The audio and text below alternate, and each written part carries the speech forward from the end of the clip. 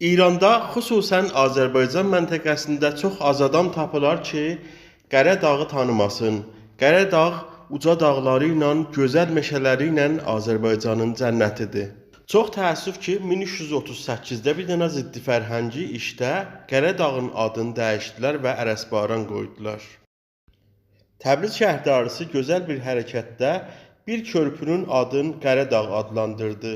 Bu körpü Əhəri, Kəleybəri, Helisi, Vərzıqanı və bütün Qaradağ mahalını Təbrizə vəsl eləyir.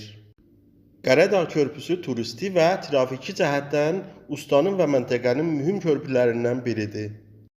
İndi Şəhdari Təbriz Tehran caddəsindən Qaradağ məntəqəsinə ayrılan yolun üstünə bir dənə körpü vurubdu ki, inşallah bu körpü qutulandan sonra burada olan həmişəki trafik aradan gedəcəkdir.